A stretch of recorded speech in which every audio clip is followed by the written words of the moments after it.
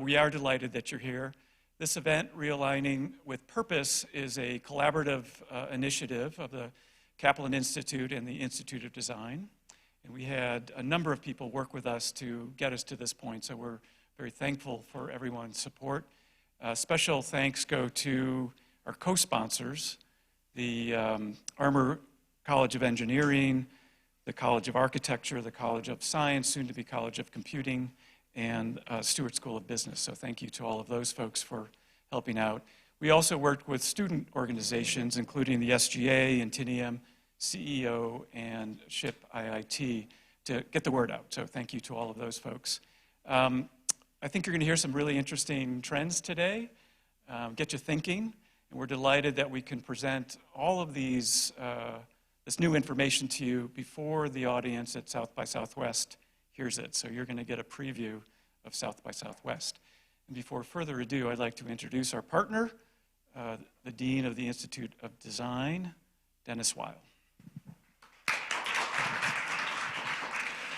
Thank you, Lance. And this is a neighborhood initiative. So it's the first one that Kaplan and ID are doing together. We are both tenants. I should call it a condo initiative. We are both tenants in this building, and we have condo meetings every month. And now we use it to actually, and they are nicer than regular condo meetings. We are very excited about having Fjord and Accenture Tech presenting their trends here to our students, to our friends, and to our partners for two main reasons. Foresight is becoming a more and more important skill and an important practice for anybody who is involved in technology or design. And we'll hear about trends that all bring the foresight to life. And second, as you can figure out from the title, a lot of the trends will show that there is an increased tendency and need for becoming more purpose-driven, which I think we at IIT, I think for technology, we need to figure out how we change our education or adopt our education to make that happen. So I'm the moderator today, so we're going to have the main presentation by Martha Cotton and Alex Bernstein, which will take about 30 minutes. Then I will report a little quickly about an ID report that we just published that talks about how actually design might be able to help, and design competencies might help in delivering on purpose. We then have a little discussion up here. I'll move up here as well. And then we end with Q&A. We are targeting to be finished sharply at 1:55 so that students can make it back to class. So it's now my pleasure to introduce our guest speakers. Martha Cotton is the managing director with Accenture and leads the design research for Fjord, their service design company globally. She's in the core team that develops and writes the Fjord's annual trends report. I've been following those trends. Since when have they been published? Because I've been following it for a long time. We're in our 12th year. Right, so yeah. They are really, for design, have been an amazing report to read, and I think now broader for technology as well. Martha has over 20-year consulting experience, working as an applied ethnographer across multiple industries. Prior to joining Fjord, she was partner at Gravity Tank, home for many ID graduates, and led the design research practice. Martha is on the faculty, which we won't hold against her, of Northwestern University's MMM program, Triple M program, where she developed and now teaches the design research curriculum. Welcome to Martha.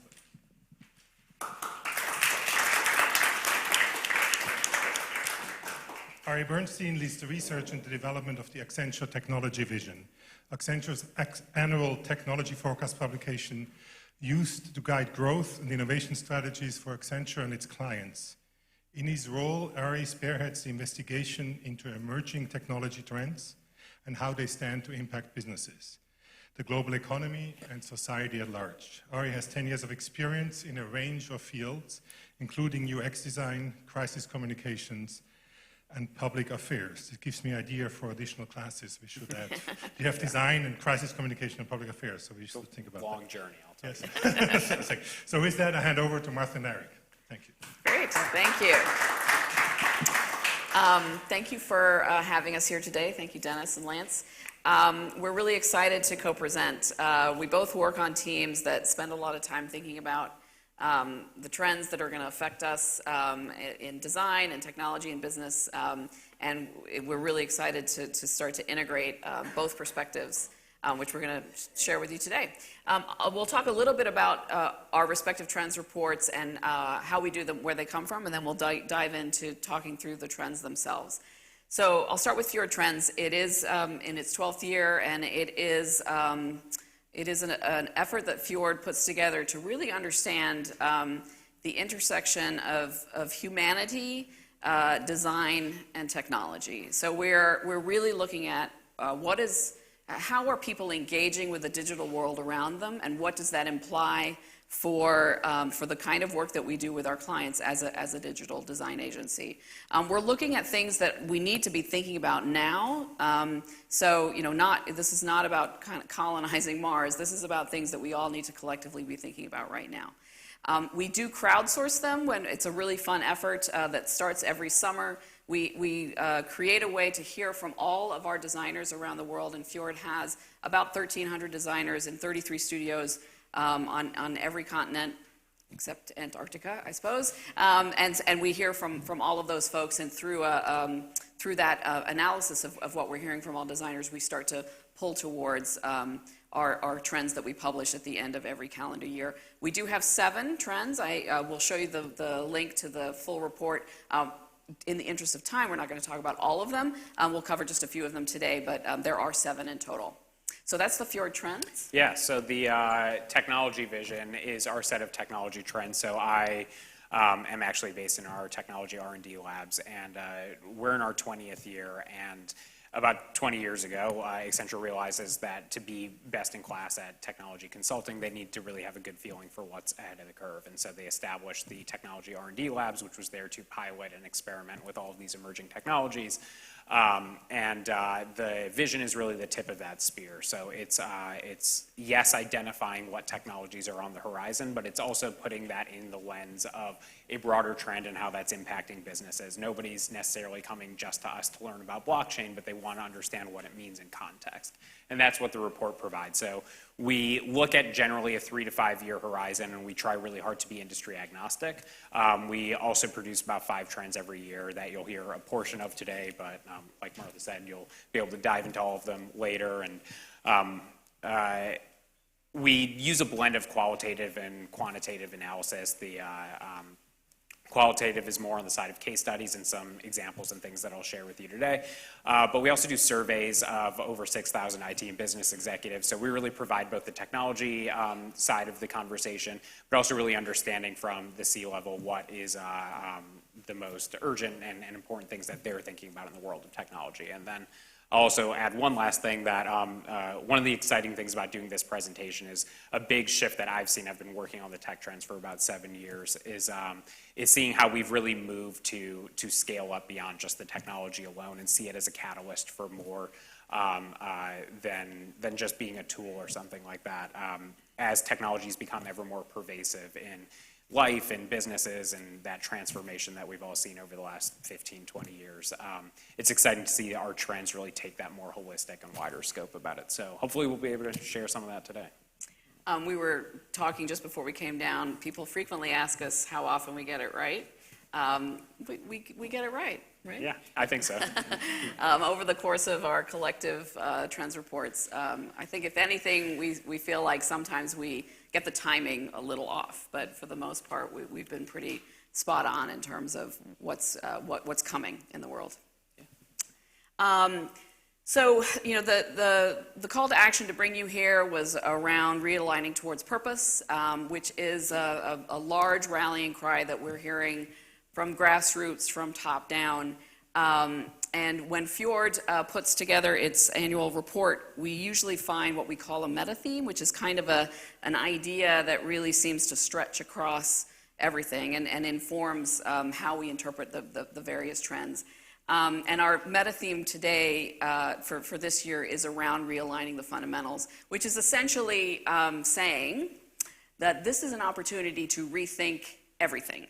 So no pressure. We need to kind of completely rethink everything. Dictionary.com's word of the year for 2019 was existentialism, which I think really speaks to this gestalt of what is happening in the world. It's a little scary for sure, but you flip that on its side, and it's definitely a huge opportunity. Economics, politics, capitalism, resources, technology, humanity, they have all kind of been intertwined for many years, but what is happening right now is the consequences of that entanglement are really being felt worldwide, again, from the top down to the bottom up. And that is why we're seeing this realignment towards the fundamentals, rethinking everything from how we're using our resources in the planet, to how we think about growth, to how we understand who's accountable for what in the digital world. All of that is being rethought.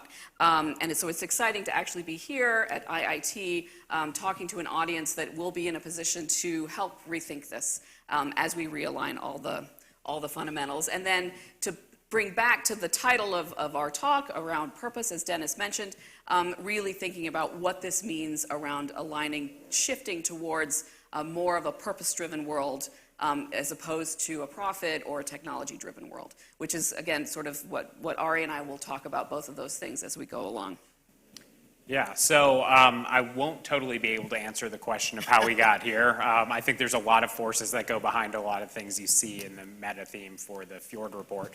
But coming from the technology angle, I see a world that has been so influenced by technology that it's part of everything we do, how we work, how we live. And it's got a force, the force of technology is one that amplifies everything. We've seen people be able to organize at a moment. We've also seen people be able to be frustrated and turn away at a moment's notice. So this flashpoint of realigning fundamentals and rethinking about what's purpose, what's this North Star that's going to drive us into the future, I mean, I'm biased, but is very much driven by this pervasiveness that technology plays in our lives, the role that it has in our lives today. And I think that one really interesting thing, and really why I think here and now is the moment for this conversation, is something that we came across in our report this year. So is anyone here familiar with the term tech lash? With an L, not what's up here. Yeah? Okay, we've got one. So it's this idea of a backlash against technology, and it's something that's sort of entered the public discourse over the last couple of years or so, the idea that we're pushing back against technology.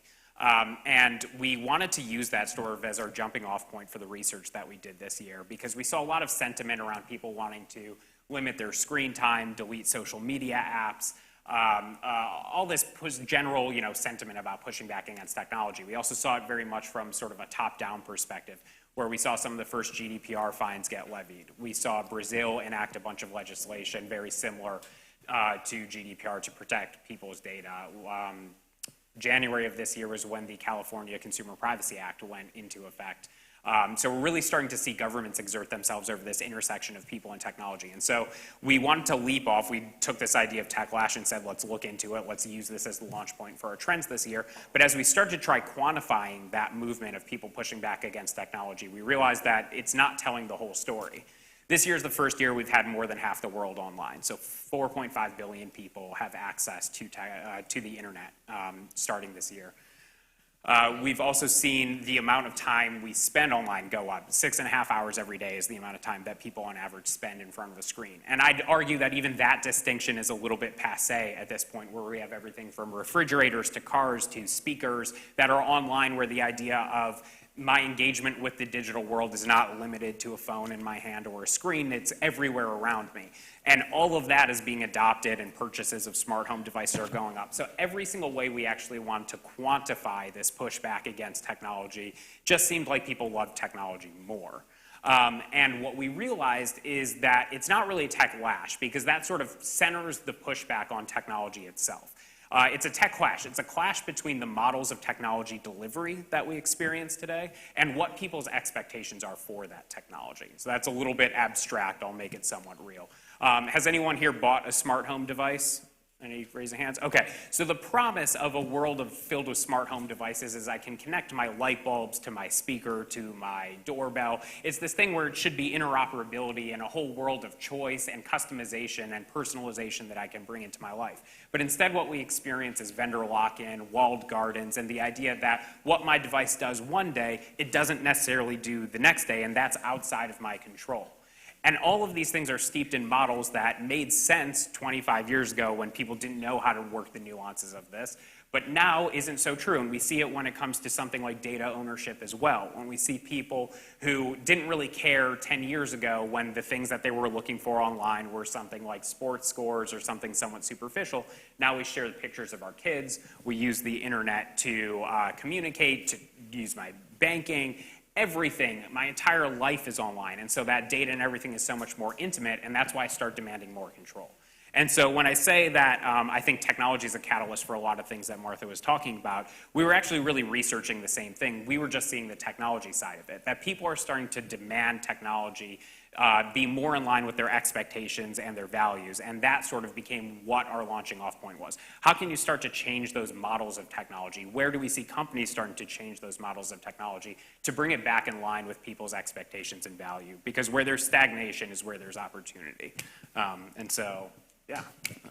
So thinking about this, that people's expectations are increasingly liquid, and they're starting to demand to see their own values reflected in those brands and products and services that they engage with, we're going to jump into the actual trends. So when I mentioned at the beginning that we crowdsource our trends. We hear from from Fjord, we hear from the designers all around the world. Sometimes we hear little interesting snippets from an individual designer that launches us on a big road of discovery, and that becomes a trend. Sometimes we hear one thing overwhelmingly from everyone. And so one thing we heard overwhelmingly from everyone was the CEO Roundtable's report, which many of you may be familiar with. That really was a call to action to find better ways to balance purpose with profit. This is a quote from that roundtable, and a real call, again, calling into question how well is capitalism serving us, and how can we rethink growth. So our first trend we call the many faces of growth. Soon after the CEO Roundtable came out with their statement, Mark Benioff had a very compelling letter to the editor about similar things, the question of capitalism and the role of how we think about growth, and pushing towards the notion of purpose. Okay, so it's all well and good for a bunch of billionaires to be saying we have to think differently about purpose, but there's been a lot of grassroots call to action here as well. Amazon employees staged a walkout, not to talk about their own sense of employees, their demands as employees, but to talk specifically about the impact to the planet that Amazon itself has. Greta Thunberg, who became, obviously a complete household name, a 16-year-old Swedish teenager, what she did to galvanize the young people around the world to engage in conversations around the kinds of impacts that we are having on our planet's resources. All of this is calling into question how we think about growth, and a call to think about growth differently, to measure things differently. Economics, as a social science, was never actually intended to be a reflection of well-being, but we have conflated it into being one and the same. And very interestingly, New Zealand just announced that it is going to shift it's the way that it talks about its growth as a nation away from GDP towards a health and well-being index. And so all of these things are really starting to push against how we think about growth, what we want to measure when we measure our growth, and this is being felt in business but also in society as well. And I think what's really interesting about this trend, because it's a little scary, as is our meta trend, but it actually, from the perspective of design and technology, it is a huge opportunity to design the new ways of measuring, to design new ways to think about growth, and to collaborate very broadly to really meet the needs of this trend. We think that organizations that are able to better balance these things are going to be the ones that really succeed and thrive in the future. When we think about all of these impacts, we have a couple of trends we want to talk that specifically talk about the impact to people, to humanities, to us as individuals. Another thing that came out of all of the trend work that we did was this really interesting sense that people are increasingly defining themselves in very liquid ways. So I don't know, has anyone had an Impossible Burger? Or you've certainly heard of Impossible Burgers. So 95% of the Impossible Burger consumer is actually a meat eater. So, a few years ago, if you proclaimed publicly that on Monday you ate an Impossible Burger and on Tuesday you ate a Big Mac, people would find that complicated, right? That actually that's somehow speaking a lack of truth to you as a person. Well, in our trend, Liquid People, we are really saying that people are finding fundamental new ways to self-actualize and to define themselves and showing and to be much more liquid in all the ways that they show and present themselves to the world. And interestingly, they're also demanding that the organizations that offer them products and services see them as these liquid people and that are being represented in lots of different ways. So it used to be that when we would self-actualize, the classic ways that people would self-actualize was sort of through the stuff you bought or the job or the profession, the job that you had. As we're seeing with the Impossible Burger example, the growth of flexitarianism, which is a very flexible way to approach diet, is tremendous. The stat about Impossible Burger, veganism is the quickest growing dietary trend, and again, that's not because there are more vegans in the world. It's just that people are embracing it in a flexible way. But this notion of being liquid and how you show up as a human, as a consumer, as an employee, as a citizen, is also being embraced through gender fluidity. Mattel last year launched its first gender-neutral doll. Calvin Klein just launched its first gender-neutral scent, which I never quite understood how one was male or female, but they're going to market with a gender-neutral scent.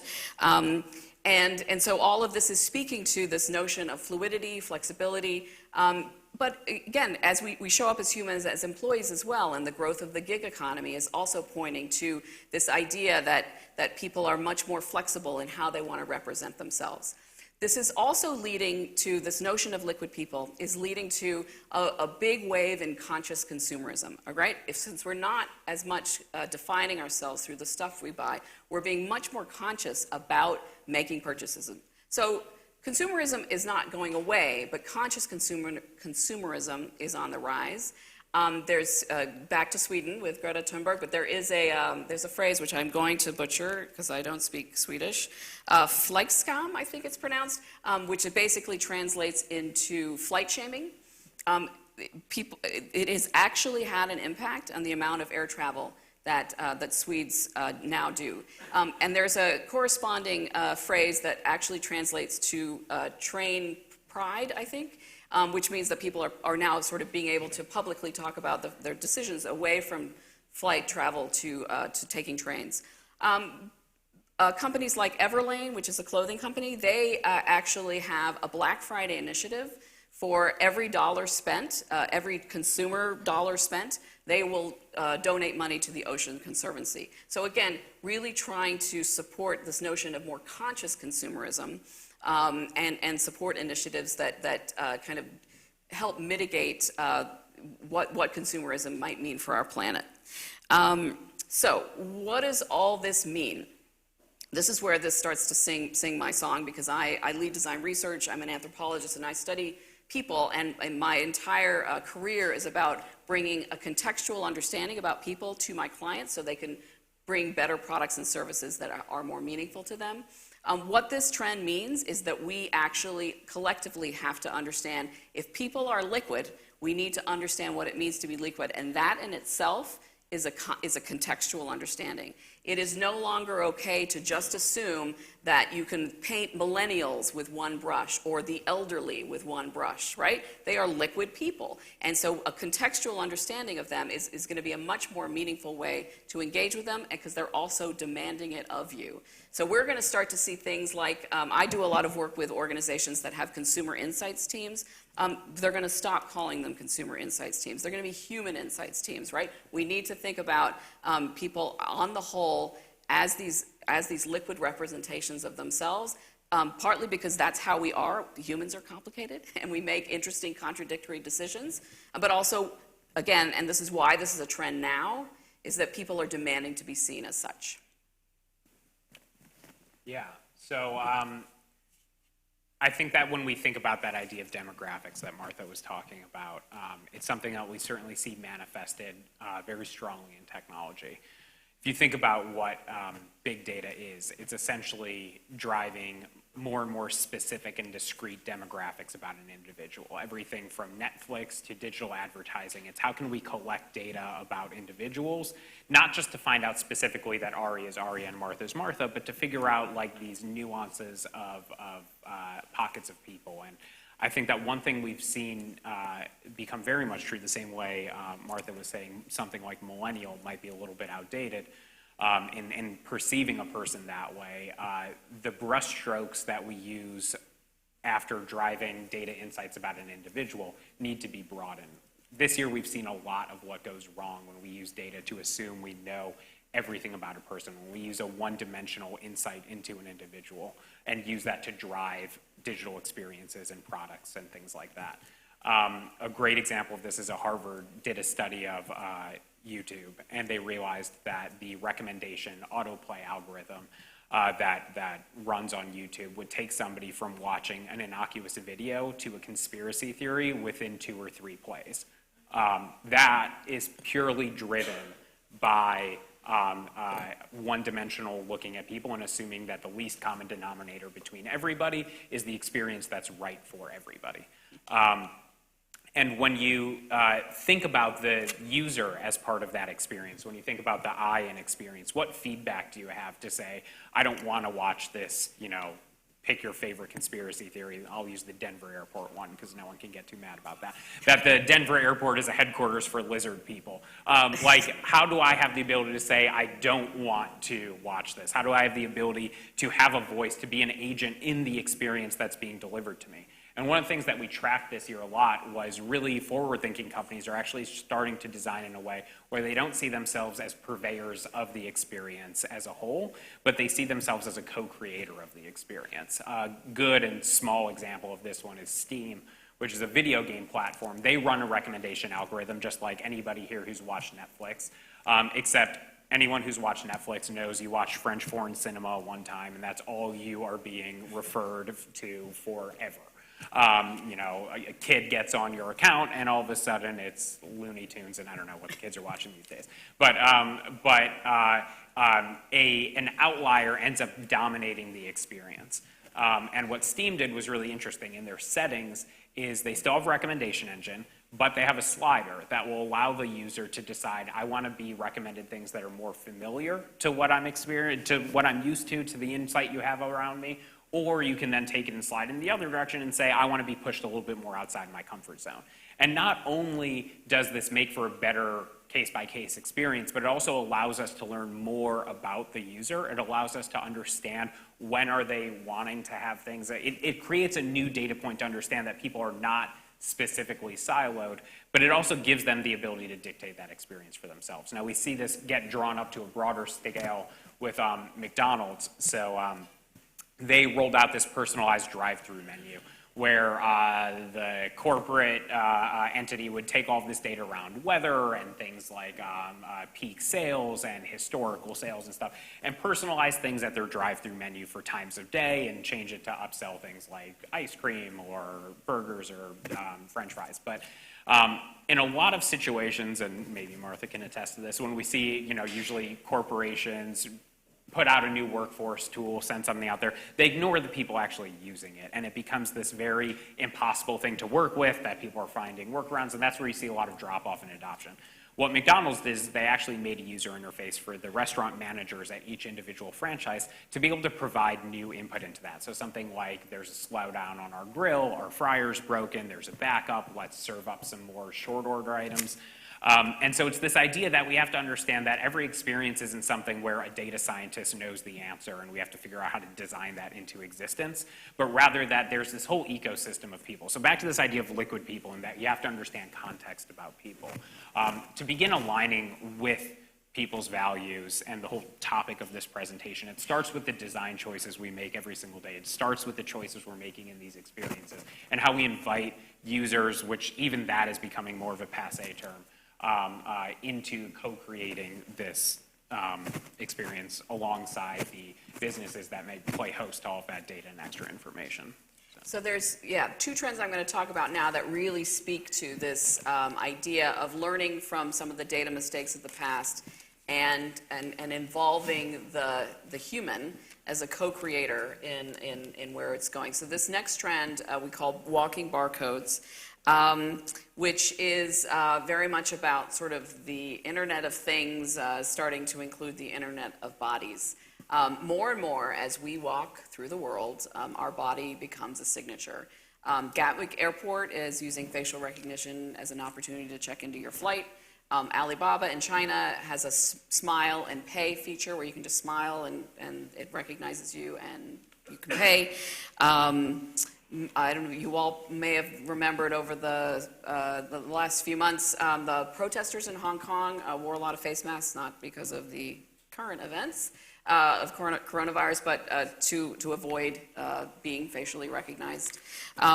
Even we learned through research for this trend that the Pentagon here in the US is developing a way to use an individual's heartbeat as a signifier, because that is also apparently, I didn't know this, as unique to you as your thumbprint and your signature. So, and interestingly, I'm a member of the Global Entry Program, and I recently returned to the United States from another country, and I was going through the kiosk to re-enter the country, and I was told in the kiosk that they're using facial recognition now and to look at the camera. Well, I don't know if you noticed, I'm a little short. The camera kind of got about this much of my face, literally up here, so I think we got a little ways to go there, but this is happening, right? And so what's really interesting is that you, if your body is your signature, and you can't really help but walk around in your body, there's some really interesting and potentially complicated things that we have to think about and lessons from these data mistakes that Ari talked about that we need to learn. So, you know, if my body gets hacked, you know, how do I manage that? If I choose not to participate, you know, I'm at Gatwick Airport and I would rather not use facial recognition to check into my flight. You know, how can people kind of be presented with the option and empowered to opt out if that is how they want to have that experience? And then I think a lot of things to look at in terms of the tension between convenience and privacy. If we've got nations like China and India that are actually in the process of creating a database of all of their citizens so that they can be facially recognized, you know, what does that imply? Again, for notions of privacy and for how we want to kind of show up in the world. And really importantly, a lot of the things that we have learned through the growth of the influence of data and digital is how can we communicate transparently? How can we let people know the value exchange of if they're unwittingly or wittingly communicating through the internet of their body? How can they understand what they're getting in return? Right? That's the from the human side. That is the big question around all of this advancements in data science, right? Is that, okay, you can learn things about me, McDonald's or Marriott, but I would like to know what I am getting in exchange for sharing that data with you. And as we move to the Internet of Bodies, it just kind of complicates that whole question a lot. The second trend that speaks to this question about you know, learning from mistakes is what we're calling digital doubles. And so we're moving from the notion of a digital double from like an avatar to an actual digital representation of ourselves. So for many years there's been a growth of what is called digital twins. A lot of times it's used in manufacturing. I understand that most jet engines have a digital twin and they're tested and used for preventative maintenance. So imagine having that, but for yourself. A digital representative of you that can act as you and make decisions for you and potentially even be tested, preventative maintenance against you. And so I think what's interesting here is that, again, for many years there's been this entertainment value. You have avatars or finstas beauty filters that can kind of make you look younger or like a cat or whatever, right? All of these things are fun, but now we're really moving towards something that's much more profound and can open up an era of what we call agentive services, where your digital double can be a repository for you, can again maybe be the place where you can see what your life would be like if you changed your diet, or if you any number of experiences. And there's this a couple of really interesting examples where taking a digital double and kind of extending life and even calling into questions of mortality. So there's a startup, I think it's in the UK, called Autonomy, and it's essentially a service to create an entire digital representative of you, so that you can live on and your descendants can learn about you and maybe even have conversations with you. I just learned that Dolly Parton has created a digital representation of herself and trained an AI to sing like her, and her estate will release her backlog of new material after she's gone. And so so Dolly Parton will never die. But that is a great example of this idea of a digital double, and kind of moving beyond sort of a fun and entertaining representative of yourself, but as a I'm going to say living and breathing, but as a real representation of you. I do think that there's a lot that we can learn from the past, again, about issues of trust become really prevalent here. Who do you trust to host your digital double?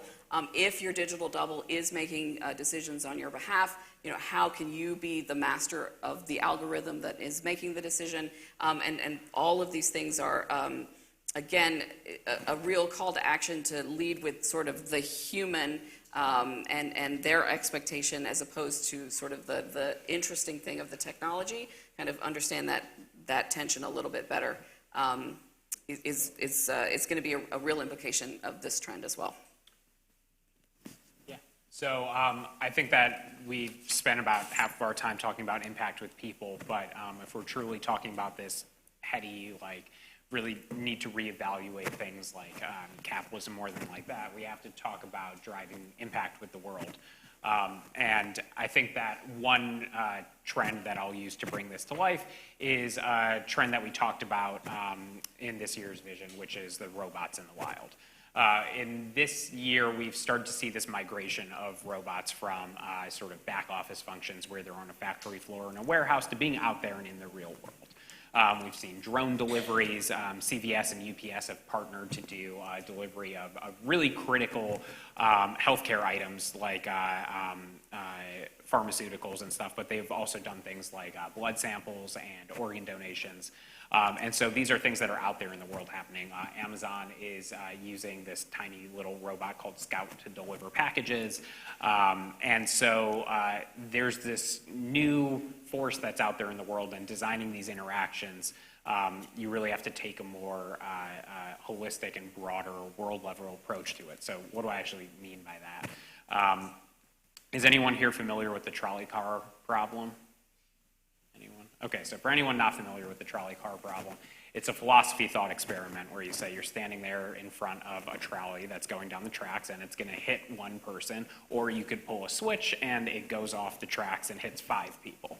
So what do you do? And it's this weird cerebral experiment where you're like, do you just let it go? And it's the type of thing that philosophy majors love sitting around talking about for like 12 hours, and there's no real answer to it. But when you start looking at something like autonomous vehicles, right? Tesla has already put autonomous vehicles out there on the road. We're seeing, again, UPS is trucking between, I think, Tempe and Phoenix is using autonomous vehicles. The trolley car problem takes on a very new perspective, because when somebody's sitting in a car, and this is the shift in design we're talking about today, the car is designed to keep the driver safe. The car is designed in such a way that we think about impact, we design crumple points into it, so maybe it does less damage to the things that it hits, but it's entirely centered around the individual sitting in a car. Now, when we think about autonomous vehicles, something's going to happen when an impact is imminent. And the question is, what happens next? Is the car supposed to protect the driver and therefore swerves off onto the side where maybe there's a bunch of school children playing? Does it swerve left into oncoming traffic? Does it swerve right where it might hit some pedestrians? Does it slam on the brakes and there's a family full of minivan behind me? These aren't abstract decisions that we make in a split second when we're driving the car today. These are things that will be engineered and designed by somebody. So when we talk about that switch from designing for the individual to really thinking about designing for the world, these are the ways that these sort of challenges really manifest themselves in a very broad way. And it's not just about life and death and philosophy experiments. When you think about this big push for everybody to turn towards electric vehicles and reduce emissions, what happens when everybody plugs their car in at night? That's a massive surge on the energy grid, and that's a much different level of problem that we have to think about now. So it's great that auto manufacturers are out there and pushing towards electric vehicles, but are we really thinking about this from a society level problem? How are we starting to design for where all of that energy comes from? There's a really, really interesting story from Kahneman and Tversky, who are two Nobel Prize-winning economists. And they were trying to figure out how people made decisions, and there's this idea in economics that everybody's rational, and they were trying to prove that people aren't. And one of the ways that they went ahead and did that is they took a bunch of doctors, and they said, if you were prescribing a public health regimen to this group of people in a population and needed to prescribe antibiotics, how many people would you prescribe antibiotics to? And it was something like, I'm going to get the numbers completely wrong, but for argument's sake, let's say they said 1 out of every 10 people who had these symptoms will prescribe them antibiotics, because if you overprescribe antibiotics, you're going to create superbugs and the bacteria becomes resistant to the antibiotics. And then they took that same group of doctors and put individual patient charts in front of them and said, would you give this person antibiotics? And every single person, they said yes. So when we're looking at the individual versus when we're looking at the group, holistic design isn't really just thinking about, okay, I have more factors that I have to work into this, I have to think about the school children, I have to think about this. It's a complete mindset shift when you're looking at a group versus looking at the individual. And so it's a challenge that everybody thinking about technology or design at large or putting something out in the world today has to really contend with. Which is a good segue to the last Fjord trend I'm going to talk about, which we call life-centered design, speaking of the collective. So now, Fjord did not invent this phrase, life-centered design, but it works perfectly for this massive design trend we're seeing. If we understand everything we're talking about, it really begs us to understand when we think about design, and specifically when we think about human-centered design, what do we actually mean now? Now, we're sitting in the halls of Institute of Design at Kaplan, IIT. I don't need to extol the virtues of human-centered design.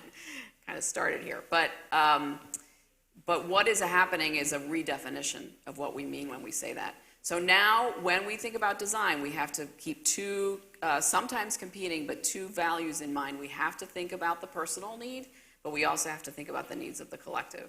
And so, the classic Venn diagram that has described and kind of been the driver of my career, viability, desirability, feasibility, that doesn't go away. But as we move from me to we have to radically redefine those three things.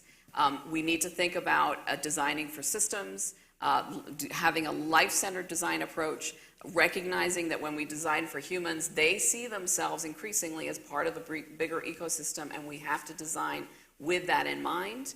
And so it's a big change that is going to affect all of us in design very much. Again, because we're moving from this me to we. Many organizations are starting to push at this already. Doc Martens actually last year came out with a vegan shoe, and they were very public about it, and they talked a lot about the ecosystem that brought the vegan shoe to market. That one product actually was responsible for a 75%, I think a 70% increase in their profit margin for the year. So they took a systems-wide approach to this one product, and it spoke well to the market. But organizations like Danone, are now being very vocal about their efforts to drive to more circular economies. And again, it's moving beyond PR, right, to actual action, which is, again, what the public needs to see, right? People are starting to really scrutinize. I was talking with Karen, who's in the audience, over lunch, about people are starting to scrutinize where is not only the ingredients of a product, but where is it sourced from? Where did it come from? What was its life before it ended up on the shelf? How can I want to understand that entire ecosystem, and that's playing a role in my decision on whether or not to engage with that product. Bank of America, the company that brought us Keep the Change, which is a great user-centered, human-centered initiative, has really started to talk about itself as a core member of communities. Now, when it talks about itself, it mentions the work it's doing to support communities from a grassroots level, to encourage sustainability, the things that they're doing to curb their global footprint. So organizations are already starting to push towards this. Our call as designers is to recognize when we think about desirability, feasibility, viability, that we're talking about an entire ecosystem and people as nodes in that ecosystem, as well as designing for that personal as well. So because I am steeped deeply into the world of technology, that's how I think about everything. When we talk about aligning mission and purpose and how it's not just words on a page, but is actually brought into practice, technology plays a big role in this next step forward. Surprise, I'm here saying that. So in our last trend for this year, if you go through all of the different models of technology that we talk about and how you can change things, the last thing we're talking about is how do you actually use your business or your enterprise to be that force for change. A lot of companies have struggled with making that mission statement part of what they're actually doing, and we articulate all of these different areas of technology where that can start to become true. But I think rather than go through there's this technology and that technology, there's one company that's really doing a great job of this, and it's Anheuser-Busch. So they have taken their mission to create good beer, but also be sustainable but also be sustainable, and use technology to really push that through their entire organization. So they're working with everywhere they have a plant up. They're working with the communities to do water purification. They are working with microbiologists it's this company that goes around and they find rice and different crops that are growing in really fringe and extreme environments and cultivating those into more mass-produced crops in order for them to use less water. So they're not compromising their product, but trying to match the sustainability goals and using really scientific advancements as a way to get there. They're using big data and analytics and machine learning to do post-consumer waste reclamation. So they're identifying where bottles and packaging and things are being disposed of the most and intercepting them before they get to the landfill and then bringing them back and recycling them properly. And so it's, again, to align value with people's values. They're, of course, recycling and doing everything that we want them to be doing, but it's actually lowering their operating costs in order to be able to get this packaging back into production faster and not have to rely on brand new material. And then one of the things that I think is most fascinating and exciting and interesting is they've started using a distributed ledger. Is anyone here familiar with blockchain? Okay, good. A fair amount of numbers. Imagine a Google sheet that everybody has and no one can change, kind of. That's all you need to know for the purpose of this example. So one of the things that they're doing is they're using it for their supply chain in a couple countries in Africa, and I think they just recently expanded to India as well. What it does for the companies, it creates a huge amount of operational transparency for them. They can identify where different crops, different things they're sourcing for their beers are actually coming from. But the way that the distributed ledger works is they're actually paying the farmers in this tokenized thing that has a set of value. and actually making the lives safer for the farmers who are out there, because a lot of these transactions happen in cash, and it means that these farmers are going home or walking around with huge amounts of cash in their hand, and that makes them very unsafe. It also exposes them to a huge amount of volatility in the financial market, because if the currency fluctuates and changes, then what they sold yesterday might not be worth the same thing today. And so it keeps it as a store of value. And one of the really interesting things about it is they've made it sort of device agnostic, but also be able to work with the technology that's in the hands of these people. So it is still technology, but the farmers can check their account balance and make payments with different vendors that the Anheuser-Busch has helped coordinate using SMS text messages. So they're really spurring an entire economy for people who are unbanked, giving them more stability, more safety. And again, the idea is that technology is at the root of it, but technology is not the point. The point is, how do we bring this ecosystem of people together? How do we align our mission and value with what's also good for our business? And the technology is playing a role through each of these, but unlike what we've seen for the last 20 years, it's not the point. It's not technology for its own sake, it's technology with a purpose. So we're going to shift now to more of a discussion.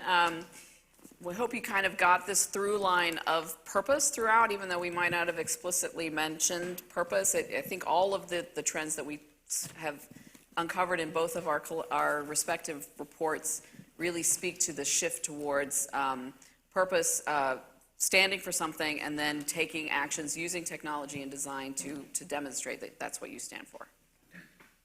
Oh, there you go. So before we get to this, before we get to the discussion, we also wanted to share some headlines on the report that the Institute of Design just issued on, I have no idea what's playing out. Uh-oh. Why is this? Gone back to the beginning. There should be a deck in there at the end of. Oh, could I did include it?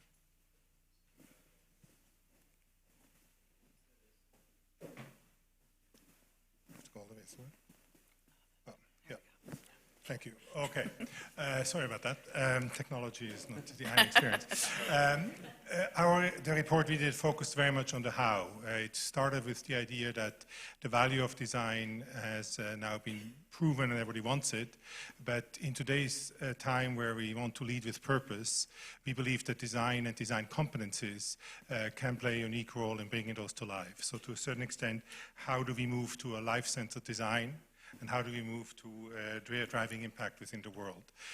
We did this research in collaboration with 6 large organizations based on interviews with 50, in-depth interviews with 50 people in large organizations, both corporate and public and NGOs, and both designers and non-designers. So it's really more about design competencies. I want to share with you 3 main takeaways, again, focused on how to deliver on what we heard so well from Fjord and Accenture. The first one is Martha already made reference to. We need to move from a shareholder focus to a stakeholder focus. And the 3 very well-known KPIs, key performance indexes, that design and innovation used, which was focused on viable, so that's business, that it financially makes sense, feasible, that's technology operationally possible, and desirable, which is very much the I. We need to broaden that dramatically to now also obviously include making it more sustainable, more just, and also, what's the third one? Inclusive, correct. So I think that if we make that shift in the metrics, if an organization makes that shift, then everything can flow from that. And it's obviously a major significant shift and requires buy-in, but I think that's one of the ways you deliver it. The second shift is really one of the key challenges that we're seeing, and we've heard a little bit about it from Martha and Ari, that is the intent to effect gap. When you think about the famous Facebook scenario on unintended consequences, what it really had to do, it wasn't the intent of Facebook that it would harm democracy. It was an unintended consequences because the due diligence wasn't done. And I think we need to pay much more attention to that the effect isn't they're very far removed from the intent. And we think that there are three main steps that need to happen. First of all, you need to really define the intent. Many of the purpose statements or mission statements that companies have are a little bit obtuse. They are not necessarily clearly actionable or understand what it actually means. And we think that design and design competencies can translate this into an exciting vision, actually sharpen it. And we actually have somebody here from Morris Wrigley, an alumni who, actually Michelle left, who is actually doing this as a job. She's a design strategist at Wrigley Morris to actually translate their every moment can be smile, which is their current purpose statement, into something more relevant. Second, we need to define the how. How do we actually now, what are the activities you need to do? And there, traditionally design asked the question, how might we? It was very generative. How could we do this? Now we need to also, excuse me, add the question on what if. So due diligence, proof it, this concept, to make sure that there are no unexpected consequences. And the last one is to make sure alignment. So when you are in the execution, which is all now done interdisciplinary, how can you make sure that the team, the multidisciplinary, is aligned on a vision? It's again making things tangible, it's through prototyping, so those are the key skills. And then lastly, given that we have many students in here, what does that mean for students? What do every designers need to learn? And we think that there is a shift happening for any discipline and for any student, is that we are shifting away from something that was used to be called a T-shaped person, which actually ideal-shaped, which said that in today's world, 20 years ago, when it was coined, you need to be deep, you have to have deep expertise in one thing, but you also have to have a very broad knowledge to work in multidisciplinary, interdisciplinary environment. We believe now, many other people say the same thing, is that actually it's shifting to pie shape, to letter pie. You need to be strong in two things. And the example here is for designers, that they need to be strong in design and technology. I think the same is true for engineers and for product managers. It's just that it's two different technologies. One might be technology and business for some designers. But for the students in the room, I would really realize that the interdisciplinary minors, that kind of stuff, is really helpful to prepare you for your career. And just a little bit promo here, Institute of Design is launching a design minor this fall. So if you are an undergraduate student and are interested in adding design to your technology thing, please come and join us. So those are the three things that we pulled out from our report as it relates to supplement what we heard from Fjord and Accenture. So we'll start with two questions to our speakers and then open it up for Q&A. So the first question, Aaron and Martha, we have discussed was, so there was a lot of talk about the importance of purpose-driven work. We at IIT are a technology-centric university. What do all of us, be it business or education, how do we have to change how we use and teach technology? So you brought examples of the innovation DNA, the Anheuser-Busch. You brought the example of McDonald's that brought the iron experience. How do we prepare, what in the people or what in the talent and the competencies can bring and deliver those solutions? Yeah, so I think that technology as a whole, it amplifies everything it touches. We think about it, you know, if you think about some of the recommendation engines and things that I was talking about, like garbage in really amplifies the garbage out, and you also have the ability to amplify good. So I think that's where, like, how we teach technology and how we think about technology, there was a driving conversation leading up to this point of can we do it? And now I think that needs to shift a little bit into a should we do it?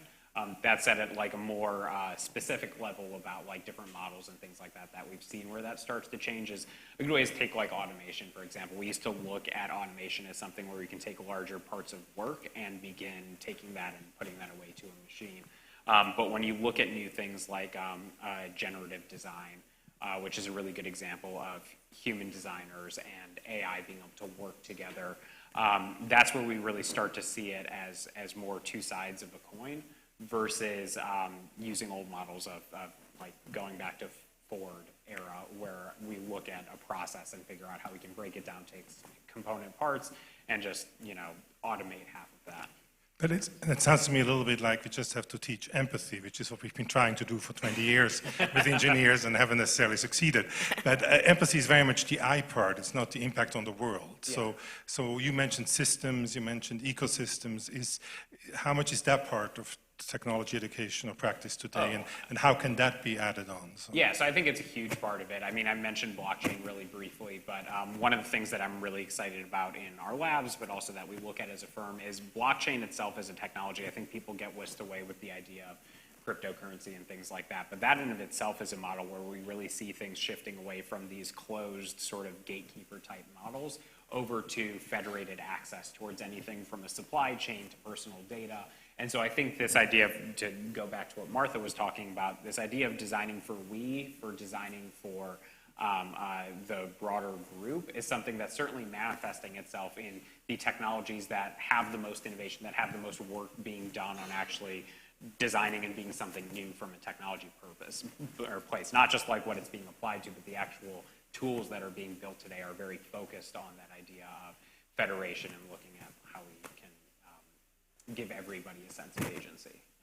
And Martha, as of 1,300 people within Accenture of hundreds of thousands of engineers and business people, how are you changing how you teach design thinking to bring more from moving from the I to the we? What has worked? Because we need help at the IIT here. For me, having been sort of working in consulting for a while, there's actually conversations that are getting easier. So I actually think now we can talk about empathy in a way that we couldn't 5-6 years ago. But to me, the whole notion of technology with purpose is recognizing that technology as an enabler. And I think that a question I get all the time, both in school and at work, is Martha, so you study humans, how can you understand, given the pace of change, how can you actually have a meaningful understanding of what matters to people? And so my response is always, humanity doesn't change at the same pace that technology does. We need to communicate with others. We've needed to do that for many millennia. We need to entertain ourselves, right? So all of these core needs don't change, and what does change is our expectation for getting those things met, and that people's expectations are increasingly liquid about how to get those met. And if you can understand that and embrace technology as an enabler, then you're suited, I think, for where we're going. And so that's the message that I work with at school and at work. And again, 10 years ago, that was a harder message to deliver than it is now. Now I think there's a broader understanding. So before we go to Q&A, one quick question and just an answer from each of you, a quick answer. We have many students here. Many of our students at the Institute of Design, 40%, come in with the desire to drive impact. That's in their application. What do you recommend to the students who are sitting here on how they should use the 2 years here to become a pie-shaped person, if you agree with that, or whatever it is? What is the one recommendation you have how they can best prepare themselves for this new world that you showed us? I mean, I think that you sort of stole/researched for many months the answer that I would give to this one, which is that idea of shifting towards like the pie shape of expertise. I think that I've tracking the story of technology over the last couple of years, it's never been more important to have interdisciplinary people in the field of technology than it is today. Everything I spent talking about today is all about how design and technology design choices resonate at the highest levels of both impact on an individual and impact of the world. So being able to have that scope and perspective around something more than just lines of codes or a wireframe is critical. So. And I would say, as an anthropologist that finds myself working at Accenture, which is not something I would have imagined 10 years ago, I personally have grown, but I also think the field of design and certainly design research has grown due to the expanding ways that we collaborate.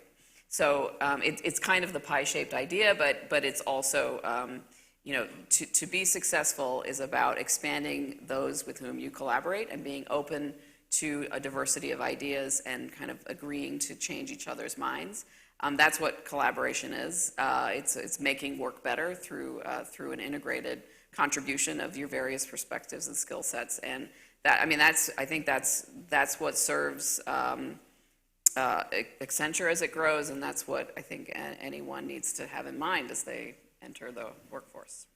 Great. So we're opening up for 2 questions until we can end exactly at 1:55.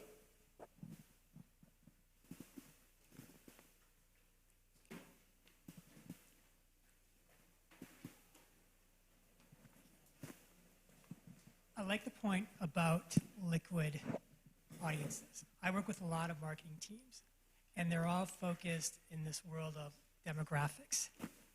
How do you transition from talking about particular consumer groups or user groups to an audience of liquidity?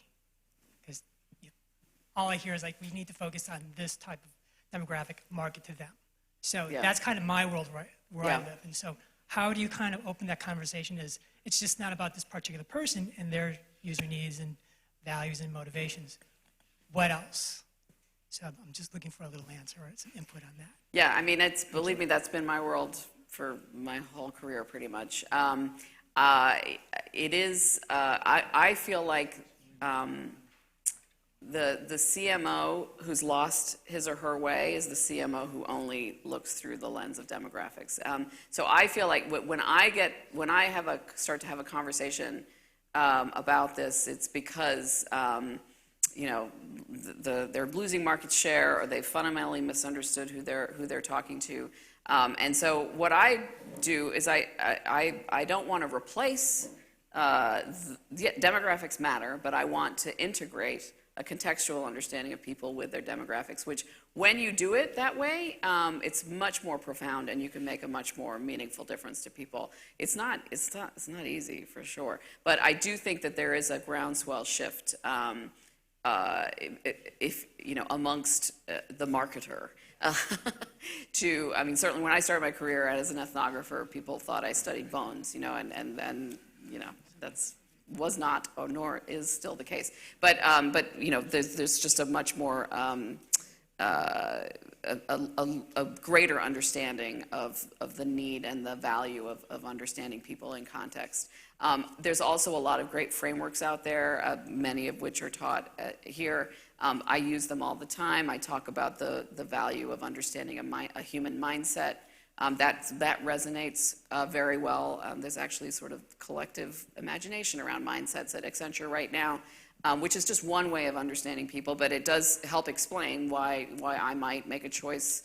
I might be in a mindset that would drive me towards an Impossible Burger, even though I'm a meat eater. So a much longer conversation we could have around that, but The only thing I would add is also behavioral. I think focusing more on behaviors and behavioral science. We've added behavioral design here as a key part of that. Second question, and then we have to wrap up. I think We're going to do a 2-part, I think. okay. just my part is just more of kind of a broader question. Is you're talking about this idea of moving from me to a we, and the idea about purpose becoming more and more important. Yet we're living right now at a time where you have America First, you have Hindu nationalism, you have all these other aspects of life that are kind of actually throwing a different kind of point in terms of what thinking about institutions are dealing with. So how, when you're thinking about design education, and particularly educating people who are going to be practitioners of this and have to work within kind of the formations that are living in this stuff, how do you address that? And then how do you begin to, I guess, find ways that they can kind of move beyond and reconcile some of these things? Can you get the second question as well? Yes, it's actually similar. It's what's the responsibility of the CEO? You mentioned earlier that the responsibility of the CEO is shifting from the shareholder to the stakeholder. However, can you abuse your power in that moment? Okay, so I'll answer the education one, and then I hand over the CEO one to our Okay, yes, you go first. On the education front, yes, that's one of the key shifts we have to make. We are at the beginning of it. We have shifted, we stay human-centered. We actually think it needs to be human advocacy. So centeredness is not enough, and I completely agree with life-centered, but there's also a component of advocacy. So we have added classes on politics and design, so the role that design can add, obviously generative design.